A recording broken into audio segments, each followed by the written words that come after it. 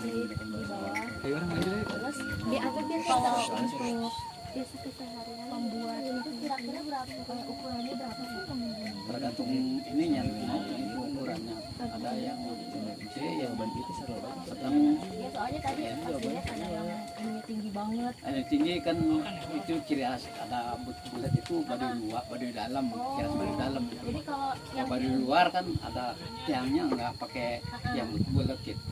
Itu terap yang di badan gitu asa semuanya gitu nggak boleh ini berarti kalau yang ada bulat itu iya terap baduy dalam, kalau yang biasa baduy luar. di luar.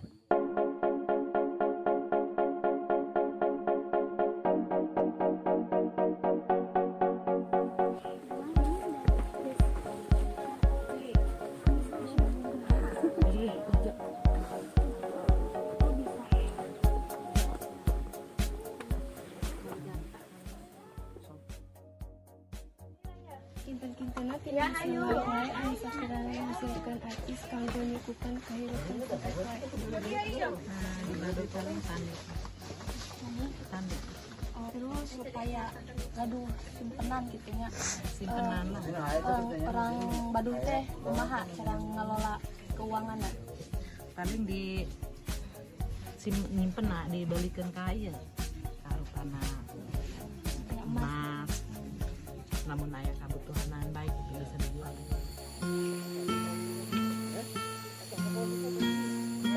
Oke Pak, kita sedang menuju ke Kampung Gazebo.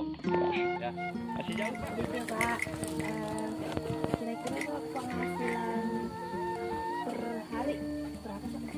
Penghasilan kayak gini? Iya, cuma sedikit. Kadang-kadang 50.000 juga nggak dapat.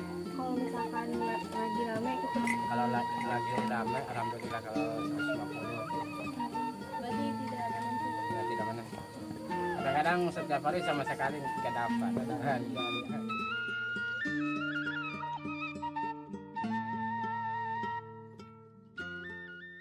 Wabarakatuh. Kami dari kelompok B kelas 12 IPA 2. Di sini kami akan mewawancarai salah satu dari suku Baduy ya. Bapak namanya siapa Pak? Ijom. Ijom. Dengan Bapak Ijom. Bapak di sini sebagai apa? Bisa disebut tetapi kalau untuk bahasa sebutan RT kan di sini wilayah adat, jadi namanya kalau saya sebetulnya kalau untuk RT untuk desa umum, di sini bukan desa umum. Kolot desa. Iya, kolot desa di sini. Jadi gini Pak, cara pemilihan puun di sini gimana? Untuk kaitannya yang namanya untuk pemilihan secara puun itu paling ya karena bisa disebut tertinggi gitu ya, terus orang tertinggi di adat gitu ya, untuk di adat. Jadi untuk puun itu prosesnya tidak dipilih tapi lama. Itu yang namanya proses yang namanya manjing gurunya harus dari 3 tahun. Dari 3 tahun? Iya, dari 3 tahun terus menyeleksi terus secara perilaku, psikologisnya itu fisiknya juga harus jangan orang cacat gitu ya. Apalagi yang namanya cacat hukum gitu ya. Cacat fisik juga nggak boleh. Misalnya yang namanya tertinggi pun itu pas pukul 1 B itu udah ngesah. Ngesah. Iya, harus mulus orangnya, fisiknya juga harus mulus. Yang namanya pemilihan namanya pun itu harus maksimal 3 tahun dari sebelumnya. Namanya manjing guru itu ada yang namanya disebut kalau di pemerintahan atau di kepangkatan disebut wisuda kalau sekolah.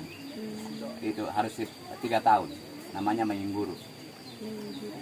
Mengesahkan itu bukan mengesahkan jadi puun. Yang manjing guru itu dia sebagai ngasih titel atau SK gitu ya saat itu, bahwa nanti kalau udah cari pengganti puun itu tidak susah lagi karena sudah ada orangnya. Itu misalnya sekali manjing guru itu kan bisa 3 gitu ya, 3 orang maksimal, paling banyak 3 itu calon namanya di saat manjing guru itu.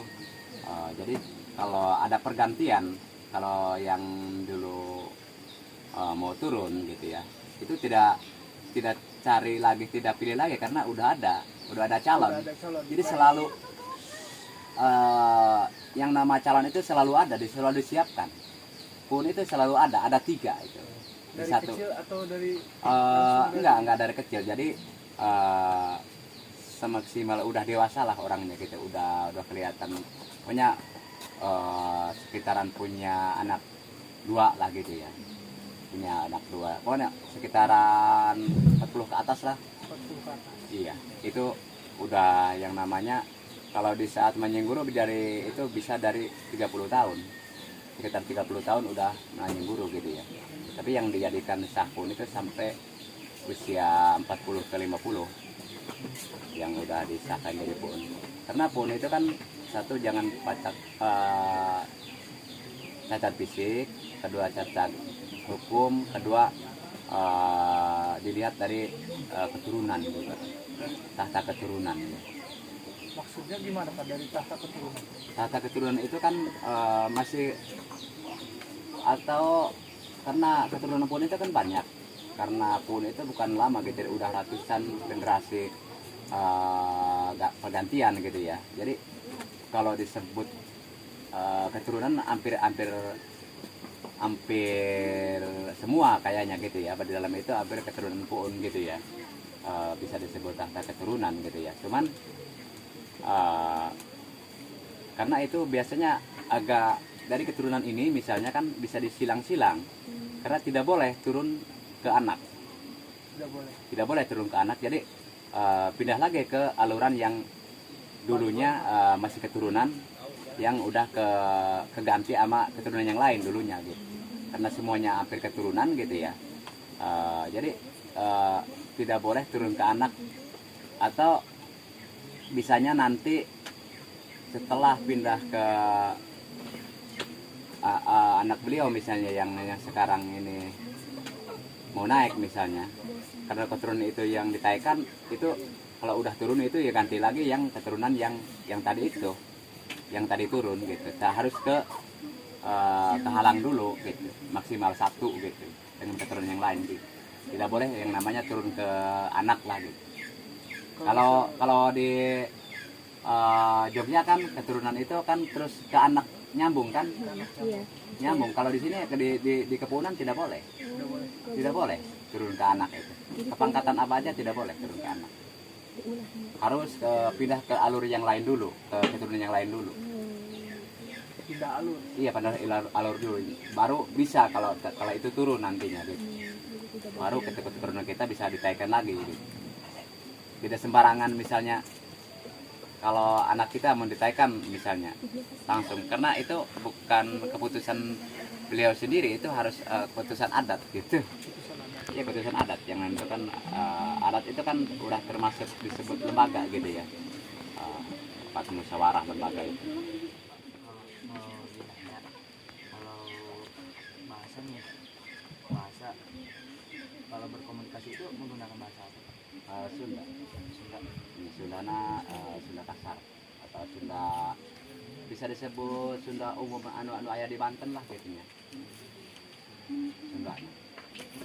Kalau berkomunikasi sama di dalam laman, kalau misalnya masyarakat yang udah tua-tua itu masih menggunakan bahasa lokal di orang sini. Tapi kalau orang-orang muda sama, kalau kayak dari luar aja udah campur bahasanya. Di sini bisa nggak kalau menggunakan bahasa Indonesia, bisa aja? Bisa juga ya. Karena udah banyak yang komunikasi pakai bahasa Indonesia juga. Bedanya sebetulnya cuman dari dulu, emang dari dulu gitu ya. Bedanya itu dari kostum atau pakaian yang menentukan perbedaan, karena di dalam itu satu pakaian itu tidak boleh jahitan mesin, harus jahitan sendiri, dan bahannya juga harus terpilih dari bahan katun murni gitu ya. Tidak boleh yang disebut bau karet atau bahan campuran dari benang karet gitu ya. Terus kalau dari luar kan identiknya pakainya itu kan dengan biru atau hitam biru gitu ya. Kalau dalam kan putih dengan hitam gitu ya. Kalau dalam. Dan di dalam itu tidak menggunakan atau celana, itu menggunakannya kayak samping, yang disebut samping itu kayak rok gitu ya. Laki-lakinya juga. Itu yang membedakan. Karena di dalam itu kan tidak boleh menggunakan jahitan mesin sebetulnya gitu ya. Itu harus jahitan sendiri gitu. Kalau di luar boleh jahitan mesin, cuman ya emang warna terbatas. Warna itu harus warna disebut warna yang gelap aja, dari biru atau hitam, putih, paling gitu doang. Tidak boleh warna-warni seperti merah atau kuning gitu yang untuk dipakai. Di Bali bukan sistem kepemerintahan, tapi struktur keanggotaan adat adanya. Tidak ada kepemerintahan karena bukan pemerintahan. Di sini kan hanya pemangku adat. Pemangku adat ini sebagai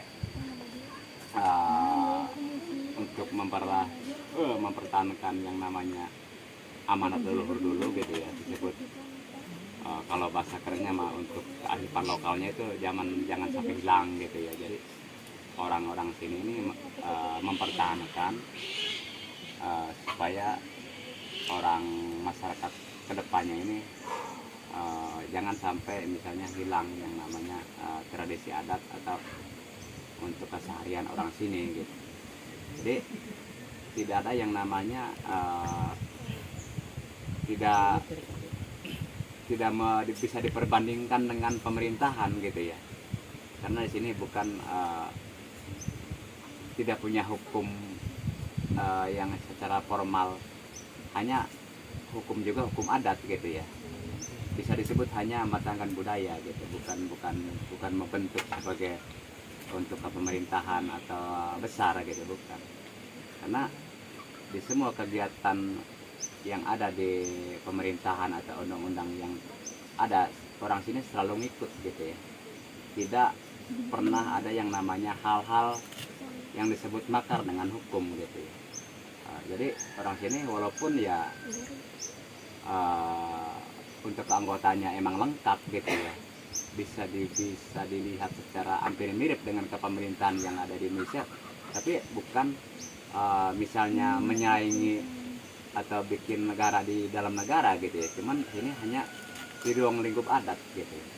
Emang sih kalau dilihat mah anggotanya hampir mirip pemerintahan gitu ya, hampir mirip pemerintahan yang di Indonesia. Cuman ya orang sini itu bukan kaitannya dengan pemerintahan, ini khusus di ruang lingkup kerja adat gitu ya. Karena supaya adat ini kenapa dibikin dengan orang-orang adat dulu, supaya tidak rentan terpengaruh gitu ya. Karena keanggotaan adatnya udah lengkap, udah ditentukan gitu. Jadi supaya adat ini utuh gitu ya. Bukan keputusan seseorang gitu, itu keputusan lembaga adat gitu. Ada pergantian di sini. Kayak pun, karena itu di sini yang namanya pergantian itu tidak ada misalnya istilah dijatuhkan, tidak ada istilahnya dicalonkan, yang namanya dipilih masyarakat, tidak gitu ya. Itu sekuatnya, semampunya. Kalau dia udah nggak mampu, misalnya dia cari yang musyawarah dengan ketua adat yang lain mau turun misalnya, baru ketua adat yang lainnya musyawarah lagi buat cari pengganti gitu. Itu biasanya. Jadi tidak ada batasan, itu bisa disebut semampunya, sekuatnya, semaunya gitu ya, atau atas sekuatnya. Jadi jabatan yang namanya di anggota adat gitu. Tidak ada batas waktu. Tata cara pernikahan tadi kan itu kan ada 3 tahapan. Ada 3 tahapan, ada yang disebut tahapan kawin sehari, itu disebut cuman 1 bulan itu langsung diselesaikan atau langsung bisa disebut disahkan gitu ya. Ada yang dari 6 bulan bisa mengesahkan yang namanya sampai hari hari pernikahannya, bisa ada yang setahun, itu yang tertingginya gitu. Jadi ada 3 tata cara, ada bukan tata cara, kalau tata cara sih sama aja, cuman proses itunya pernikahannya ada yang lama, ada yang dipendekkan gitu. Jadi ada 3 tahapan, ada yang dari 1 bulan bisa selesai, ada yang dari 6 bulan, ada yang sampai setahun. Menunggu untuk merencanakan untuk pernikahan itu harus sampai setahun. Kalau yang besarannya itu, kalau yang besarannya itu kan harus sampai yang diundangnya sampai baduy dalam gitu, orang-orang baduy dalam itu yang hadir gitu ya. Tapi kalau yang disebut menengah hanya di sekitar orang adat yang ada di luar aja. Kalau yang pernikahan yang disebut 1 bulan itu selesai itu hanya di sekitar perkampungan aja yang datang, orang-orang adat di perkampungan aja yang diundang gitu, yang ikut mengesahkannya gitu. Ada perbedaan karena di baduy dalam ini cuman 1 tata cara pernikahan aja, cuma yang setahun aja yang bisa. Kalau luar itu kan ada yang bisa dari 1 bulan atau dari 6 bulan gitu. Baduy dalam cuma itu doang 1 bisa itu. Cuman yang dari setahun aja kalau untuk baduy dalam. Kami untuk secara beribadah kami tidak bukan nggak ada, tapi yang disebut kami kan kepercayaan Sunda Wiwitan. 1 yang disebut beribadah itu, kami itu kan supaya hidup itu jujur gitu ya, berbakti ke hukum, karena hukum itu udah ditentukan dengan banyak orang yang namanya hukum itu. Dari semua kalangan hukum itu udah menentukan, jadi berbanding yang namanya dengan kesepakatan semua, jadi kita patut hargai namanya hukum. Terus sesama itu cara beribadah kami, sesama itu semua makhluk kami harus hargai, alam harus hargai gitu, karena alam itu tempat kita tinggal gitu. Jadi cara beribadah kami yang namanya ibadah 5 waktu kan dari dulu juga bukan kewajiban kami gitu ya, bukan kewajiban kami yang disebut beribadah itu kami kan bersikap baik, perilaku dengan hukum, dengan sesama gitu. Itu sama nulung kana butuh, narang kana susah, itu kan disebut beribadah gitu ya. Disebutnya beribadah gitu ya, kalau bagi kepercayaan kami gitu. Kalau secara beribadah yang lain yang kami tidak ada bentuknya, tidak membentuk kami itu, karena kami tidak membentuk misalnya berbakti yang kepada masyarakat, kepada teman-teman, kepada makhluk juga, kepada alam, itu udah berbentuk, menurut kami udah berbentuk ibadah gitu. Berbentuk ibadah karena yang disebut Tuhan, ada disebut Gusti Allah kan tidak ada membentuk. Karena Allah kan nggak ada, siapa yang ketemu gitu? Siapa yang pernah ketemu? Karena yang nyata sesama kita makhluk, sesama kita alam, sesama manusia. Karena Allah juga tidak menurunkan rezeki dari Allah, dari mana datangnya? Karena dari teman-teman, dari nyambung usaha atau apa gitu. Dari perilaku kita baik, membalas yang baik gitu. Yang disebut Gusti Allah mah nggak ada yang pernah ketemu, jadi nggak ada sebetulnya. Yang bukti alam ini, alam semesta ini sebetulnya. Makanya alam ini patut kita hargai, patut kita urus gitu ya. Semaksimal mungkin kita sebisanya jangan merusak alam. Karena kita ini tanpa terasa gitu ya, membuang plastik, sampah plastik satu aja udah merusak alam itu, udah mengotori dengan bumi.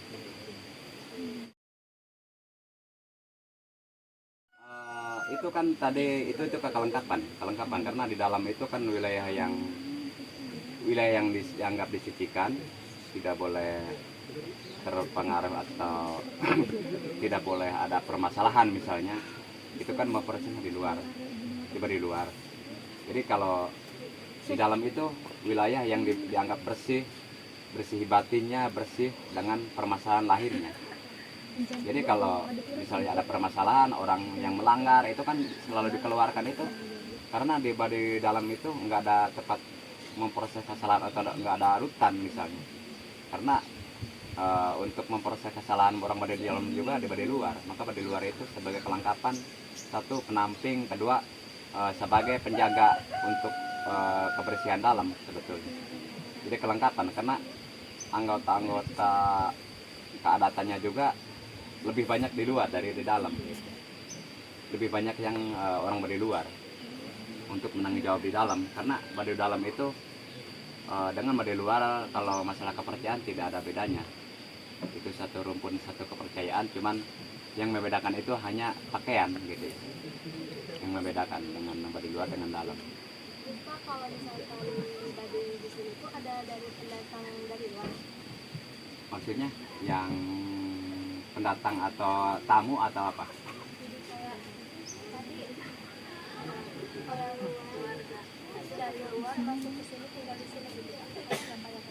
Tidak ada, karena orang Baduy ini kan maupun luar maupun dalam selain ngunjung, tidak ada yang misalnya jadi menetap jadi EKTP-nya punya warga Baduy, tidak boleh, maupun luar maupun dalam. Terkecuali orang Baduy dalam keluar bisa aja pindah gitu, pindah tinggal bisa. Tapi kalau maupun luar maupun dalam juga orang sini juga kan tidak menerima untuk yang mau masuk jadi warga sini selain mengunjung gitu, tidak menerima orang sini kepercayaan lain, kepercayaan apa aja tidak menerima selain ya orang yang kelahiran atau kepercayaan adat, tidak ada sewilayah Baduy.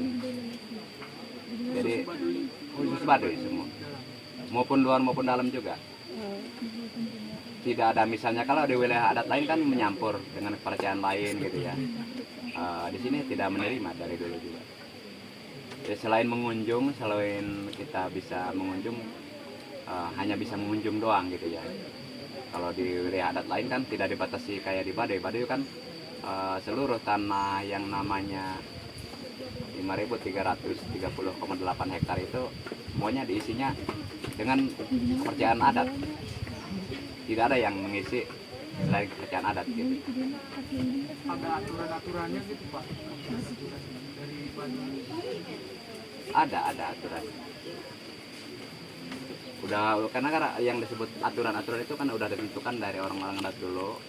Jadi itu udah disimpulkan yang namanya anggotanya kan di dalam kan ada 3 namanya puun, terus ada yang namanya jaro adat, ada 3 orangnya, terus ada yang namanya jaro 7 tinggalnya di luar, orangnya 7 orang, itu orang pemangku adat gitu ya. Terus ada yang namanya tanggungan jaro 12, bisa disebut yang namanya penasihat adat gitu ya, penasihat adat atau penanggung jawab adat gitu ya, namanya tanggungan jaro 12, tapi orangnya 1.